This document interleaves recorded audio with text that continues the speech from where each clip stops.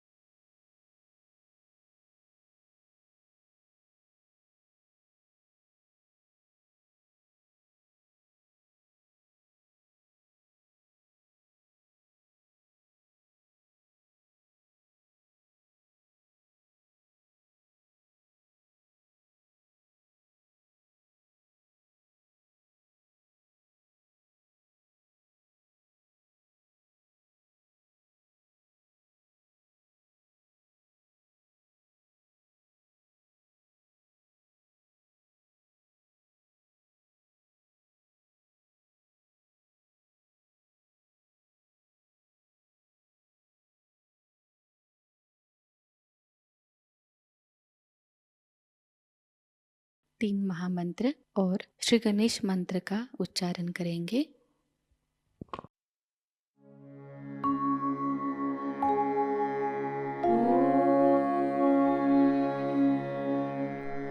त्वमेव साक्षात् श्री महालक्ष्मी महासरस्वती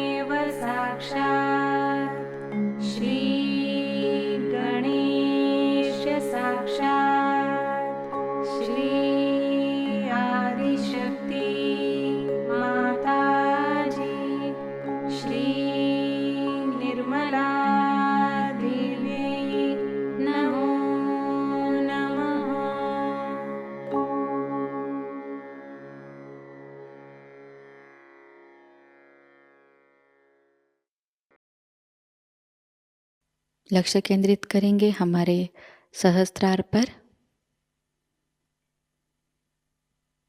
श्री माताजी, कृपावंत होकर हमें निर्विचार अवस्था प्रदान कीजिए।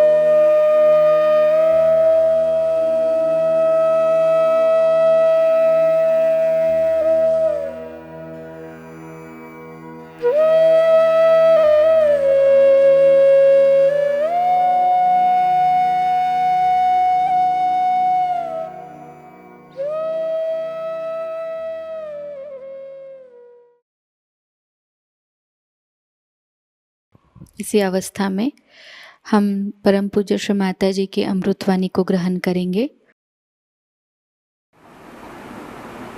सर्व सहयोगी मंडळींना, संतांना माझा नमस्कार।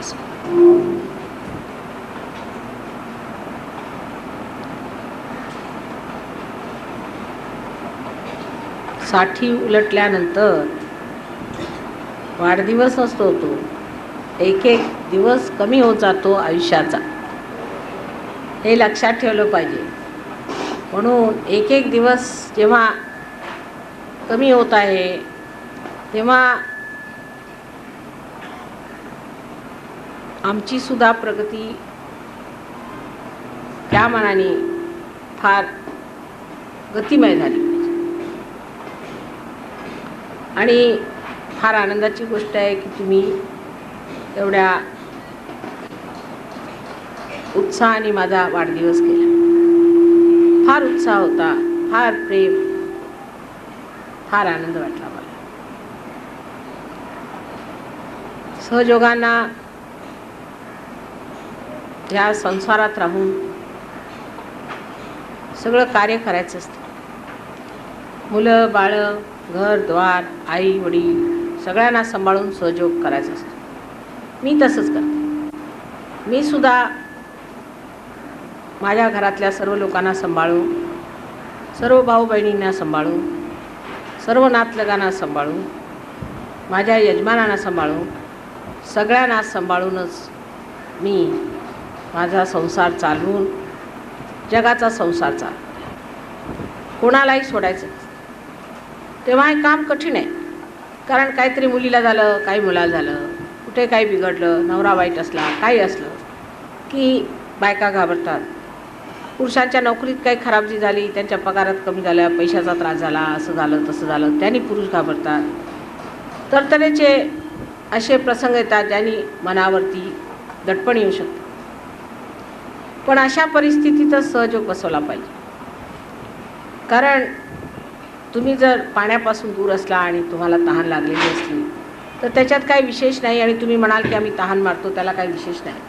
पण सगळीकडे पाणी असूनसुद्धा तुम्ही त्यातनं अलिप्त राहू शकता, तेव्हाच तुम्ही खरे सहयोगी आहात. तेव्हा पहिल्यांदा प्रापंचिक गोष्टी फार लोक मला येऊन सांगत असत.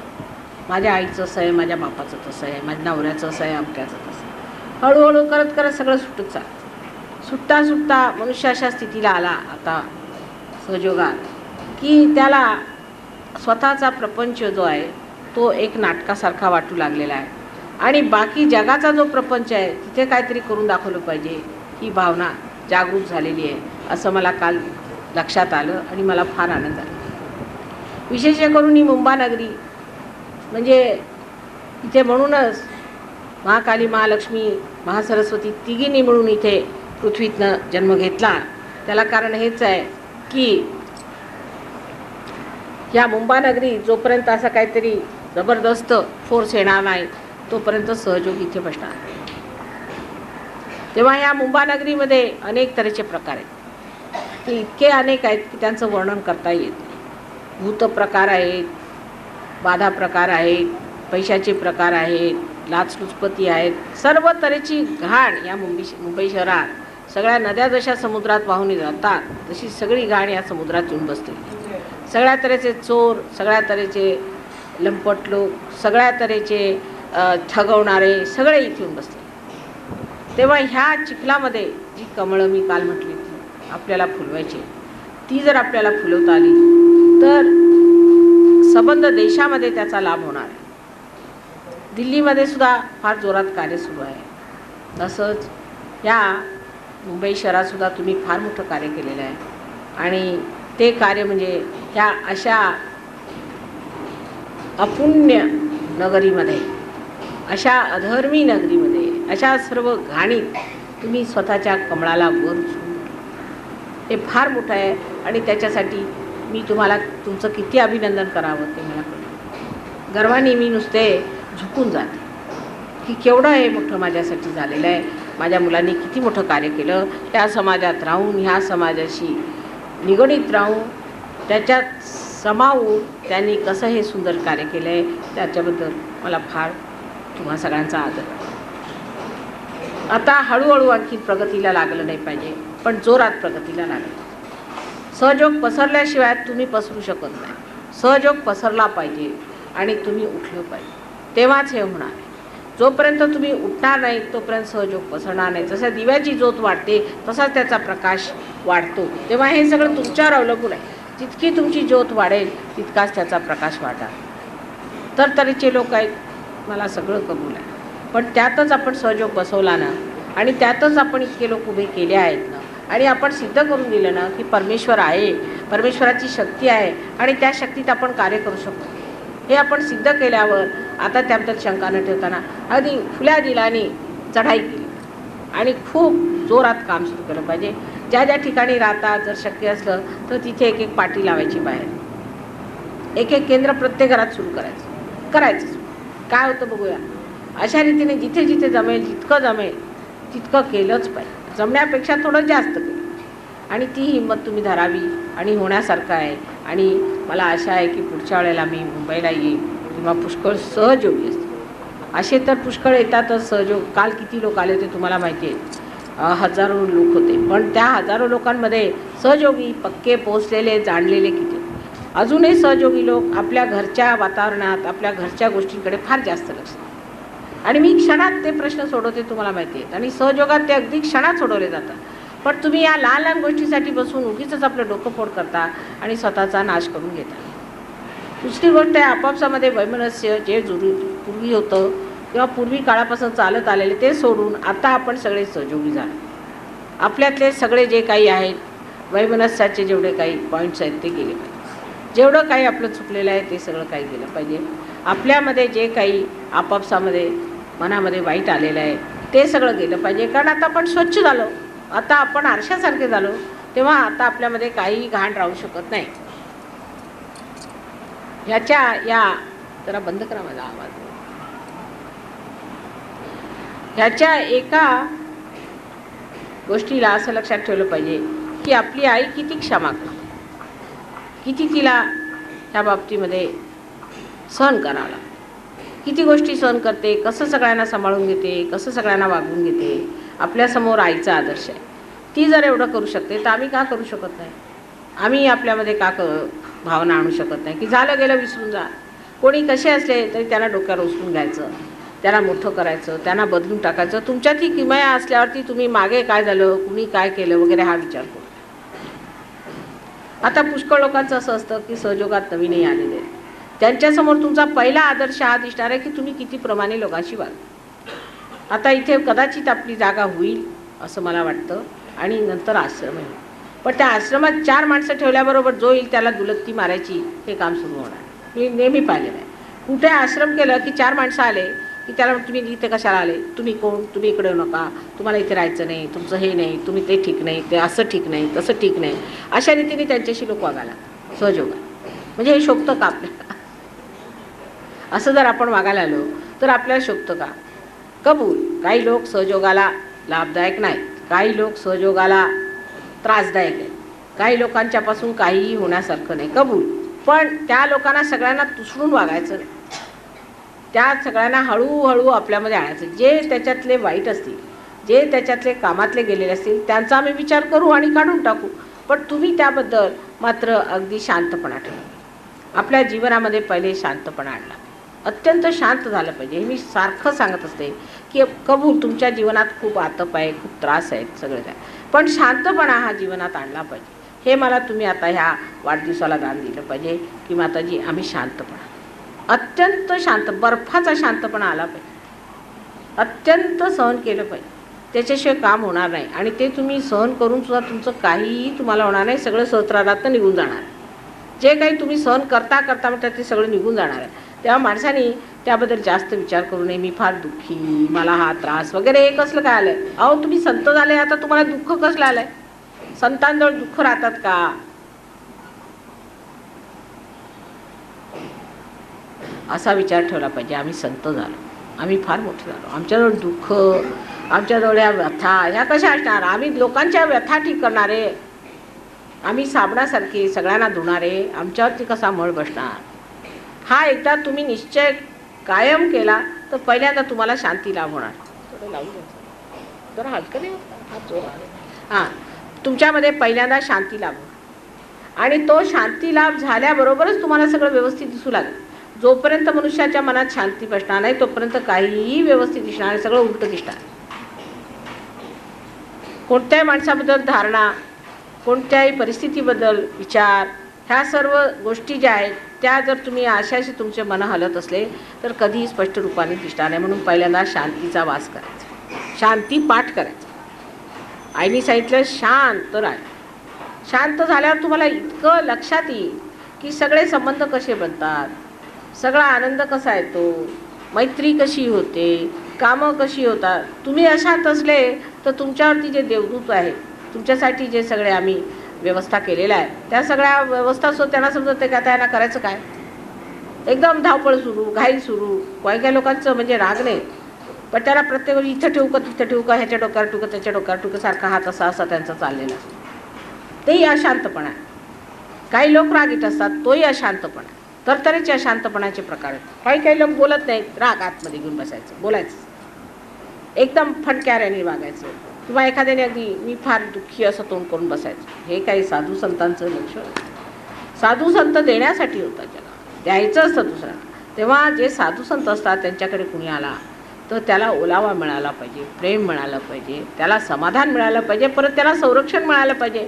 आणि सगळ्यात मुख्य म्हणजे त्याला शांत वाटलं पाहिजे, की या माणसाकडे गेलो बा, किती शांत वाटलं, किती शांत मनुष्य. अहो तुम्ही किती पंडित असले, तुम्ही ऐकलंय का कुठे वेदाचारी अमुक तमुक असले त्याच्या पायावर कुणी जातं का? एखादा फकीर जरी फटिंगण कुठं आला आणि एक रस्त्यावर एक साधू जर मनुष्य येऊन उभा झाला, जो साधू आहे त्याच्या सगळे पायावर जातात की नाही? तुम्ही किती सहयोगामध्ये विद्वान असला तरी तुमच्या विद्वत्तेचा उपयोग काय जर तुमच्यात शांतपणा नसला? चित्तात ज्याच्या शांतपणा नाही आहे त्या माणसाला कोण साधू म्हणणार? ही लक्षात गोष्ट ठेवली पाहिजे. पहिली गोष्ट मनुष्याच्या तब्येतीत, वागण्यात भारदस्तपणा आणि शांतपणा, थिल्लरपणा. प्रत्येक वेळा खिदळ हसायचं हे फार कॉमन असतं सहयोगाचं, कारण आतून आनंद होतो, पण खिदळायचं हे बरोबर. एक भारदस्तपणाने मनुष्याने राहिला, भारदस्त राहणी वागण्यात सगळीकडे भारदस्तपणा. आणि दुसरं म्हणजे असं की आपल्यामध्ये जर काही निगेटिव्ह असलं तर त्याचे परिणाम दिसतात माणसाला. एखादा जर मनुष्य निगेटिव्ह असला त्याच्यातून सारख्या चुका होते, ह्याची मिस्टेक त्याची मिस्टेक, काही ना काहीतरी मिस्टेक्स होत राहणार. मग असं कसं झालं माताजी, माझ्यातून असं कसं चुकलं, माझ्या कसं चुकलं? काहीतरी त्याच्यात खोड असल्याशिवाय कसं होणार? मग कोणची खोड आहे? मग माझ्यात काहीतरी निगेटिव्हिटी आहे. मग माझ्यात निगेटिव्हिटी आहे ना, मग मी ती काढून टाकते. पण माताजीनं आज येऊन असं नाही म्हणायचं, माताजी मी काय करू, मी सगळं करते तरी होत नाही. सगळं करते पण मनापासून करत नाही. मनापासून जी गोष्ट होत नाही त्या गोष्टीचा परिणाम तुमच्यावर येत नाही. पुष्कळ पुरुषांना मी पाहिलं, आम्ही एवढी मेहनत करतो माताजी, पण निगेटिव्हिटी काही जातच नाही. अशी कशी जाणार नाही? तुम्ही निगेटिव्हिटी नाहीच जात, कशी जाणार नाही? सगळं निघून जाऊ शकतं, फक्त प्रयत्न हा केला. अजून सहयोगामध्ये कच्चे लोक पण पुष्कळ, हेही लक्षात ठेवा. सगळे पक्के नाही, कच्चे लोक पुष्कळ आहेत, तेव्हा सांभाळूनही राहायला पाहिजे. त्यातले काही कच्चे लोक असे आहेत की ते पैशाच्या लोभाने आलेले आहेत सहयोगात, नुसते पैसे मिळवण्यासाठी. पुष्कळशे लोक असे आलेले, नुसतं पैसे मिळेल किंवा मोठेपणा मिळेल, स्टेजवर फिरायला मिळेल, त्यासाठी शिष्टपणा करायला मिळेल, लिडरशिप मिळेल, असेही पुष्कळ लोक येतात. पण तेही बदलणार, कारण त्यांच्या लक्षात येईल की खोटेपणा सगळ्यांना माहिती आहे, ह्याच्यात काही अर्थ नाही. लोक हसतात, फार मोठे मोठे असे फिरत असतात, पण लोक हसतात. उदाहरणार्थ एक गृहस्थ आमचे ह्याला यायचे होते दिल्लीला प्रोग्रामला, ते काय म्हणाले मी काही येऊ शकत नाही, मी फार बिझी आहे, मी अमुक आहे तमुक आहे, असं तसं झालं. तर एक सहयोगिनी होती, लहानशीच शहाणी होती, ती म्हणाली की त्या गृहस्थाला असं सांगा की जसा माताजींनी प्रोग्राम केला तसा तुम्ही मावळणकर हॉलमध्ये एक दिवस तरी करून दाखवा. तुमच्या प्रोग्रामला 4 तरी माणसं येतात का? पैसे देऊन सुद्धा येणार नाही. तुम्ही जरी फार मोठे असले, मिनिस्टर असले, मोठी माणसं असले तरी तुमच्या प्रोग्रामला 4 माणसं सुद्धा पैसे देऊन येणार नाही. तर तुम्ही स्वतःला काय समजता? तुमचा कोणावर काही अधिकार आहे का? कुणाबद्दल तुम्हाला प्रेम आहे का? कोणी तुम्हाला खरं हृदयापासून मानतं का? कोणी येणार नाही. आज तुम्ही मिनिस्टर म्हणून होतील उगीच तोंड पूजेला, पण खरोखर पाहिलं जर तुम्ही मावळणकर हॉलमध्ये म्हणे आज प्रोग्राम करून बघा, या माणसाला 4 माणसं सुद्धा भेटायची नाहीत. ॲडव्हर्टाईज करू द्या, लाखो रुपये खर्च करू द्या, 4 माणसं जरी प्रोग्रामाला आले तरी नशीब समजायचं. म्हणजे शेवटी अशी जी माणसं पुढारी पण घेतात, मोठं पण घेतात, स्वतःला मोठे समजतात, काहीतरी असतं स्वतःचा शिष्टपणा दाखवायचा वगैरे, ह्या लोकांना नंतर पाडावं लागतं. आश्रमात सुद्धा असं होतं नेहमी. आश्रमात एखादा मनुष्य असला की स्वतःला शिष्ट समजतो, मी म्हणजे काहीतरी विशेष, मग तो शिष्टासारखा वागू लागतो. आणि शिष्ट मनुष्य जो असतो तो महामूर्ख आहे. सगळे हसतात, हो चढलं वाटते हरभऱ्याच्या झाडावर, कळतं ना? मराठी भाषेत सगळे शब्द आहेत. हरभऱ्याच्या झाडावर चढले, आता व्हाईसराय फळ्यावर बसले, म्हणजे कळायचं काय डोक्यांचं करायला लागलं असं. बरं, कळलं तुम्ही ना, हे असेच. तर एकंदरीत सगळ्यांची परिस्थिती सगळ्यांना माहीत असते आणि कुणालाही अशा माणसाविषयी आदर वाटत नाही. खोटा आव आणून, खोटी गोष्ट करू, खोटे नसते स्वतःचं महात्म्य करू, कोणालाही कुणाविषयी आदर वाटत नाही.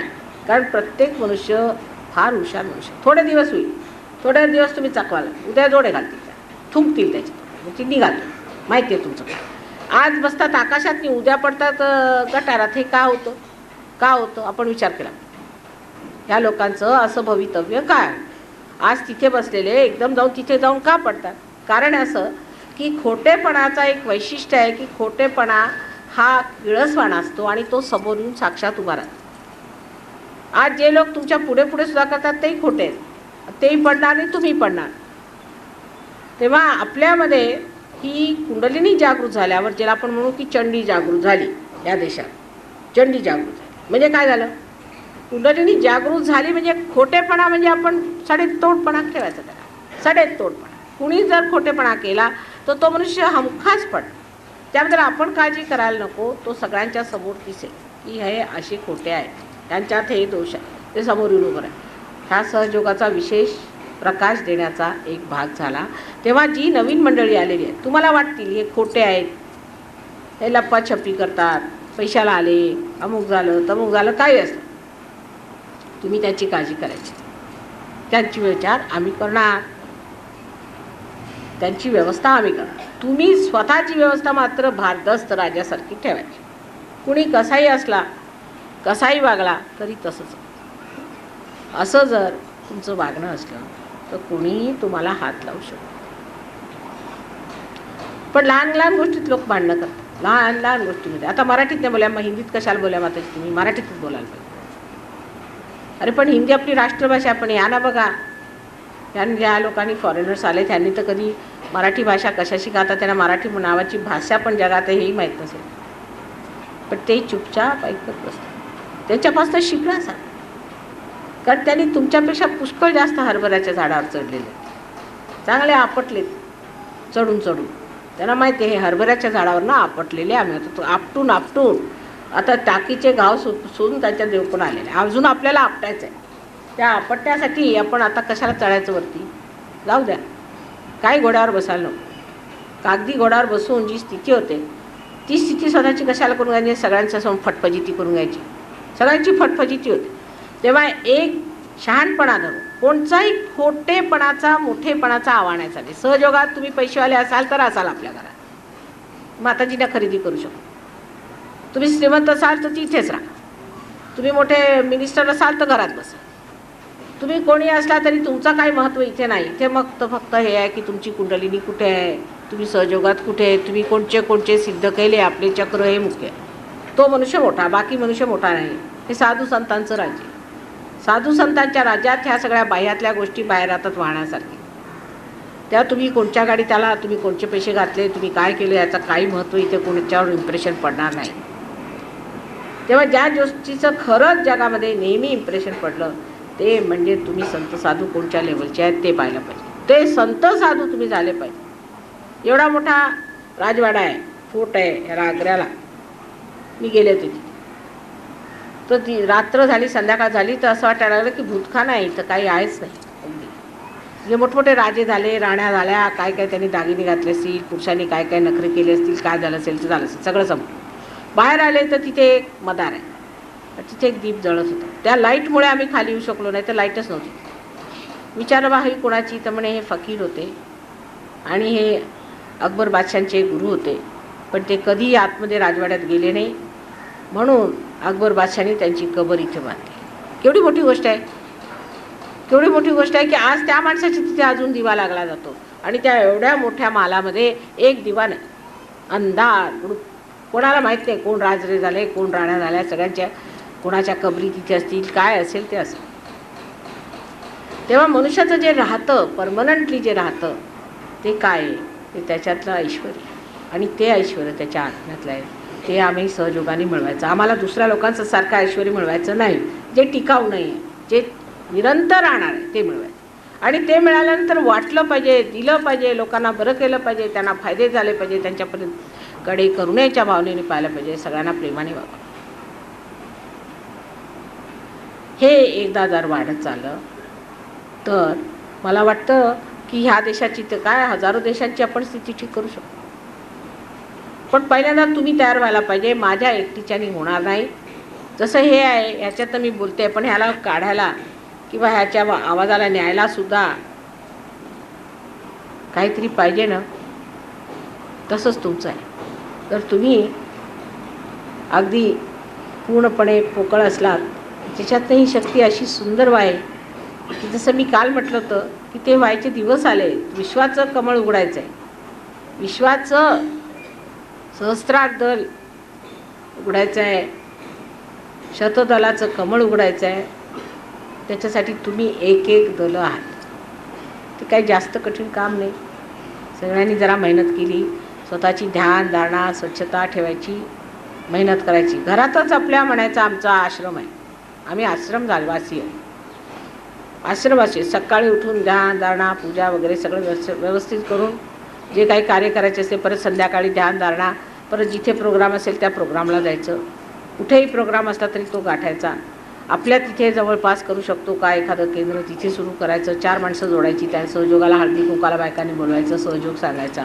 असं आम्हाला माताजींनी दिलेलं आहे. हे मिळालेलं आहे. हे सगळीकडे सांगत सुटायचं. सुसमाचार सगळ्यांना द्यायचा. अशा रीतीने सहयोग वाढवायचा. आणि जी मंडळी अजून अर्धवट आहेत त्या लोकांना जरासं प्रेमाने घ्यायचं, त्यांना बसवायचं. हे करा म्हणजे बरं होईल. ते हडूस फुडूस करून होणार नाही.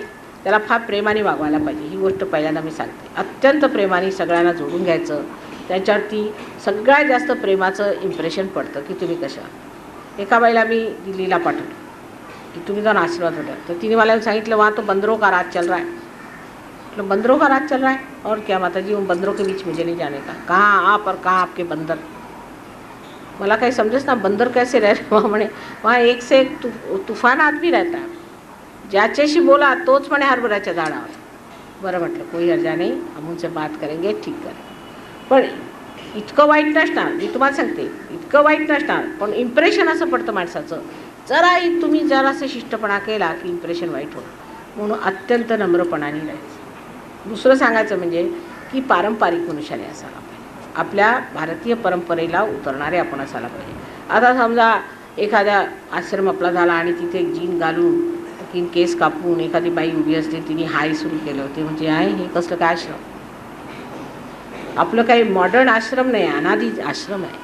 ते काय असं नाही की आपण तिथे मॉडर्न वस्तू आणल्या आणि मॉडर्न पद्धतीने राहतो, मॉडर्न ह्याने बोलतो. तसं काय करायचं. ट्रॅडिशनल होणं वेगळं आहे आणि ग्लॅमरस होणं वेगळं आहे. आपल्याला ग्लॅमर सहयोगाला मान्य नाही आहे, मान्यच नाही. पण ट्रेडिशनली राहायचं. म्हणजे असं नाही की विवाहित स्त्रीनी अगदी भूतासारखं राहायचं. आपल्याकडे तर विधवांनीसुद्धा व्यवस्थित ट्रॅडिशनली कपडे घालायची असं ठरवलं. तेव्हा ट्रॅडिशनली राहायचं. पुरुषांनीसुद्धा ट्रॅडिशनली राहायचं. जास्त साहेबीपणा करायचा नाही. तर मी परवाच एक थट्टे सांगितलं की साहेबीपणाचं लक्षण असं असतं की जेव्हा काहीतरी साहेबीपणे दाखवायचं तर बो वगैरे लावून लोक येतात, तर लोकांना असं वाटतं की हा बेररच आहे की का. कुणाला हे वाटत नाही की हा कुणी साहेबाला मोठे पैसे खर्च करून बो लावून गेले. कशाला पाहिजे. आपल्या देशातले कपडे फार सुंदर आहेत. त्या पारंपरिक ह्या देशात आले आहेत. त्यांनी आपल्यासाठी थंड राहतं, बरं राहतं, व्यवस्थित राहतं, दिसायला सुंदर दिसतं. त्या दुसऱ्यांचं फालतू अनुकरण करायला नको. शक्यतो माणसांनी पारंपरिक स्थितीने राहिलं पाहिजे. विशेषतः आश्रमामध्ये परंपरेने राहिलं पाहिजे. आपल्याकडे परंपरागत जी आवभगत आहे, जी बोलण्याची पद्धत आहे, गेट आऊट वगैरे आपल्याकडे शब्द नाही. असे आपण बोलत नाही कधी. गेट आऊट, उठल्या सुटल्या, व्हॉट्स रॉंग असे आपल्याकडे असे शब्द बोलत नाहीत. किंवा आय हेट यू असं आम्ही म्हटलं असतं लहानपणी तर बाडलांनी ठोकून काढलं असतं कोणाला. आय हेट यू असं फार म्हणतात इंग्लिश भाषेत. आय हेट यू म्हणजे तुम्ही आत कोण, हेट यू म्हणजे काय. पण यांच्याकडे असं पण म्हणू का मला तुझी घृणा वाटते. तर लोक देतील तो बडा तुझं असं का, तुला घृणा वाटते का, तर तुझं नाक ठीक करतो. तिकडे ही अशी पद्धत आहे बोलायची. ती आपण शिकायची नाही. इंग्लिश पद्धत शिकायची नाही. हे वेस्टर्न शिकायचं नाही. हे चांगलं नाही. आय हेट यू म्हणजे काय. आपल्याकडे अशी पद्धतच नाही आहे बोलायची. कुणी आलं तर भाग्य, परम भाग्य, या बसा, तुम्हाला काय पाहिजे ते आओ. तुम्हाला माहिती आहे आपल्या इथे लोकांनी हरिश्चंद्रांनी सगळं राज्य देऊन टाकलं. लहान मुलाला मारून टाकलं. कुणी काय केलं. ज्यांनी जे मागितलं ते आपण आपल्या पाहुण्यांना देत असू. पण आता ही इंग्लिश लोकांची पाहुण्यांची पद्धत जी आहे म्हणजे वेस्टर्न लोकांची ती आपल्याला नको. आणि असे भयंकर शब्द तोंडात, घाणेरडे शब्द, शिव्या गाळीचे मुळे चाणायचे. अगदी सोज्वळ शब्दांनी आपण जसं एखादा बाळबोध घराण्यातले लोक जसे वागतात तसं आपण वागलं पाहिजे. तुमची आई अत्यंत बाळबोध आहे आणि तसंच तुम्ही वागलं पाहिजे. आणि हे अगदी वाईट तऱ्हेचं बोलणं मी अगदी ऐकलं की मला फार आश्चर्य वाटतं. आता तुमच्या आया बदलल्या, मी तुमची आई. तेव्हा तुमची आई जर तशी बोलत असली तर ते विसर. आणि माझ्यासारखं वागायला सुरुवात करा. आणि कोणची अशी गोष्ट बोलायची नाही. मुख्य सांगायचं म्हणजे प्रेम आणि शांती या दोन गोष्टींचं तुमच्यातनं पूर्णपणे प्रकाश मिळाला पाहिजे. लोकांना सांगितलं तो मनुष्य प्रेमाचा आणि शांतीचा अवतार आहे असं मला ऐकायला मिळालं. म्हणजे मला फार आनंद होईल. एवढं मला तुम्ही प्रेमाचं आणि शांतीचं दान आज द्यावं ते माझं मागणं आहे. I have just told them that you should not try to copy the Western style of ego-oriented society where people use harsh words, because then we think we have modernized ourselves. You see? To say harsh words to somebody, what do I care? I hate you. All these sentences we have never used, you see, which is unknown to us. I mean, anybody to say like that is unmannerliness. How can you say such a thing? I hate you. But now I have heard people talking like this in our country. I hate you. What's wrong with us? Who are you to say it? Like that we don't talk. You see, this is not the way to talk at all. Any person who comes from a good family would not talk like this because it reflects on the family. But the language is more copied here than there. I am surprised sometimes when I hear the people, they talk in the buses, in the taxis, in the things, the way they use languages. You see, something I can't understand. So I have asked them that the language should be full of love and with our own traditional style, the way. You see, we wouldn't even scold our children. If you have to scold their children, we use language which makes them over honorable, बहुमानार्थी. म्हणजे जर समजा कोणाला म्हणायचं असं, आता जसं आज आमचे दामले साहेबांनी चोळणा घातला तर बरं वाटलं, आता आम्हाला म्हटलं शिवाजी महाराजांसारखं दिसून राहिलं, तर मग म्हणायचं यावे शिवाजी महाराज, म्हणजे शिवाजी महाराज घाबरले. मग अशी आपल्याकडची पद्धत असेल. करेक्शन करायचं म्हणजे use to do it this way, पण ते the correction of the other side is not proper because that never it corrects. See, that's why you cannot control your children. All the time insulting them, insulting others, insulting methods, you see, and this emotional blackmail and all this nonsense is not at all traditional in this country. And those who try to do it will be thrown out. I can tell you, in Sahajayoga you cannot work. You should not have all these ideas of insulting people, of bringing them into situations when there can be insulting. This is all modern style. So we should not do like that. In Sahajayoga, we should behave in such a way that we should be dignified. Behaving our style is our tradition, is Sahajayoga tradition is this, that we talk to people in the most sophisticated manner, in the sweetest manner, in the most affectionate manner and inviting manner. And that is how we all should speak. So this is first thing I ask, that in your expression of your love, there should not be a thing that you should shout. Now I do shout at some people who have booths in them, but by that the booths run away. But if you shout, you get the booths. The booths don't run away, they get at you. So better not do it. If you have my powers, you can do that, but you don't have. If you shout at the person who has booths, you get the booths. So be careful. Don't try my tricks. You see, I am a different type of a person, and I do everything so understandingly, which you do not. So when you follow me, you should follow me the way I am, on the side where I forgive, the way I am loving, I am affectionate, not where I am terrible. You shouldn't do that, because my terrible nature has got the undercurrent of my love, which you don't have, and you don't have these powers. So don't try those tricks with anybody else. You have no right to shout at anyone or to get angry, because if you shout, you get back all the puts into it. They provoke you. They provoke you that so that you get caught up into it and you get absolutely ruined the more you try to. So the best thing is to stand in the center and have affection and love, the power that I have given you, that you have. Develop that power of love. First you develop that power of love. Then you don't have to worry, you don't have to shout, you don't have to say anything. Your power will become the kruta.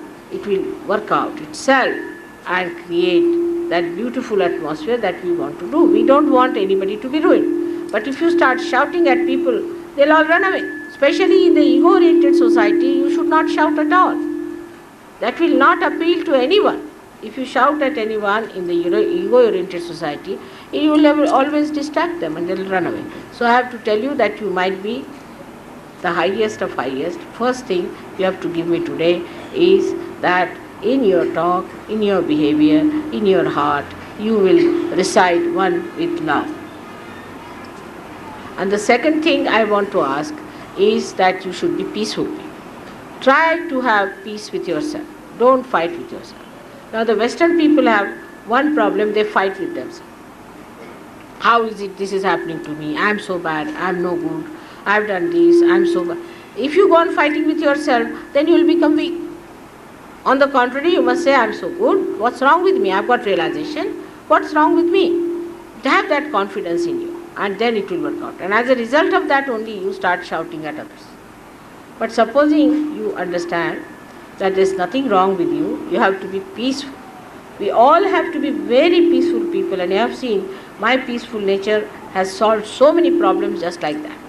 So try to achieve that peace within.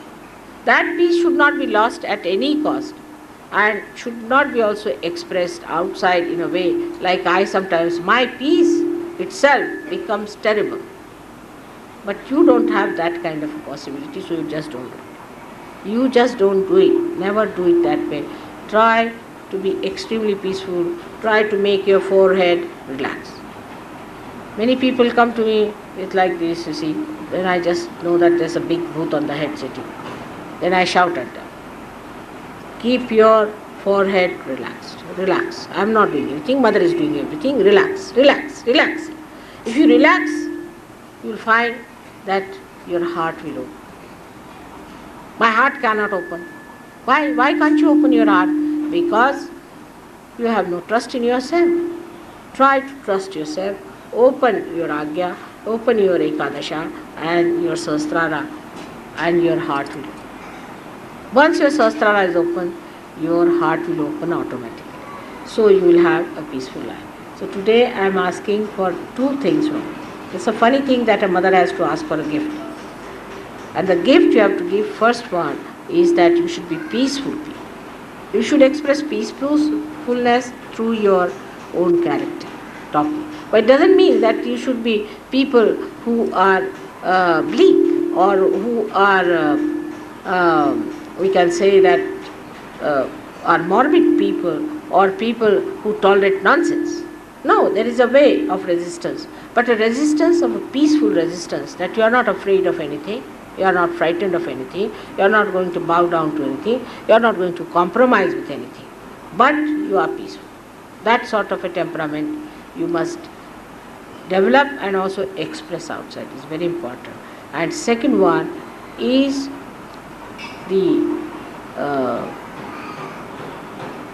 this love, this peace and all this should express your love to others. Love to others. Like now everywhere, within next 1 or 2 years we will have ashrams. I am sure of that. And in the ashram I would like to see people having loving, caring, affectionate, patronizing, beautiful attitude towards the people who come there. On the contrary, if you do not have, your ashrams will be all reduced to zero. It has happened in many places, it will happen everywhere. So you don't blame me why our ashrams don't run good. It will be your responsibility to see that it is your mother's house. And people are coming to the mother's house. And how a mother would treat these people with love, affection, with whatever you have. You can start, but give to others. Look after them. Give them all the kindness and sweetness. So the impression of people, even if your slightest not like that, people will think this is a very arrogant personality, and how can it? So you have to be a top class person to be in charge of an ashram. If a person who is a mediocre, you should not appoint. By God's grace, I am sure by next year you will have all the lands in your hand, and all your ashram will start by next year in every country. May God bless you. This is what I give you on my birthday today, that you all will have your ashrams properly established by the end of next year. But first two things you must, the conditions are. First two conditions should be there. If you are not good for that, God will never give you an ashram. Because He doesn't want to give ashram to some funny people. It becomes sort of a recluse for people who have no place anywhere, come and sit in the ashram. So unless and until you have people of that level who will remain peaceful and loving, you will not established. But if you do, I'm sure by next year you should be able to have ashrams in every place. May God bless you. तपाणी झाला. निशब्द ध्यान में बैठते हैं।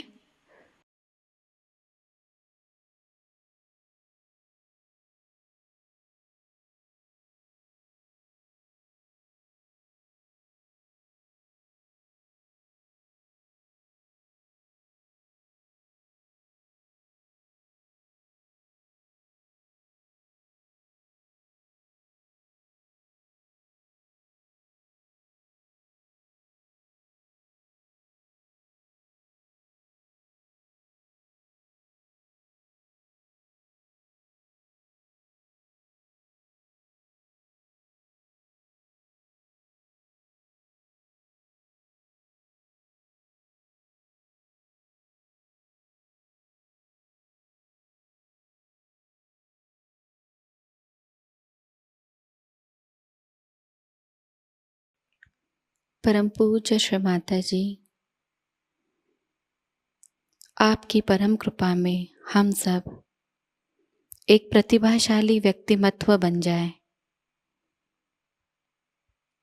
श्री माताजी, आपकी परम कृपा में हम सब आपके श्री विराट स्वरूप के अंग प्रत्यंग बन जाए। अपनी ध्यान धारणा और सामूहिक कार्य की तपश्चर्या से हम श्री आदिशक्ति के एक प्रभावी और प्रभावशाली माध्यम बन जाए।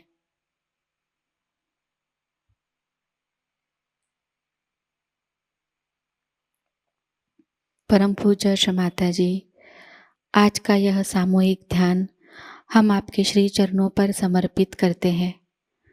कृपावंत होकर हम सबको और इस संपूर्ण विश्व को आशीर्वादित कीजिए।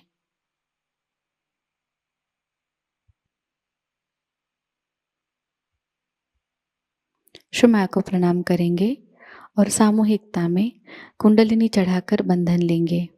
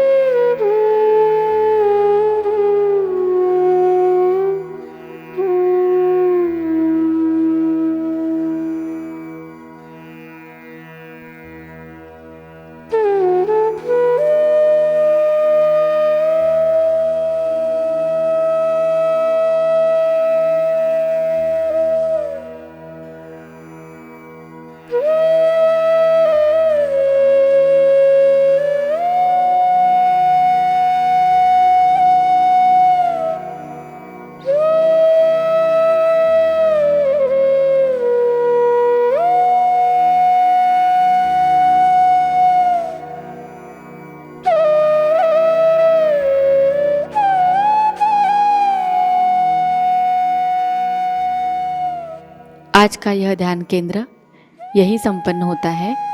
जय श्री माता जी।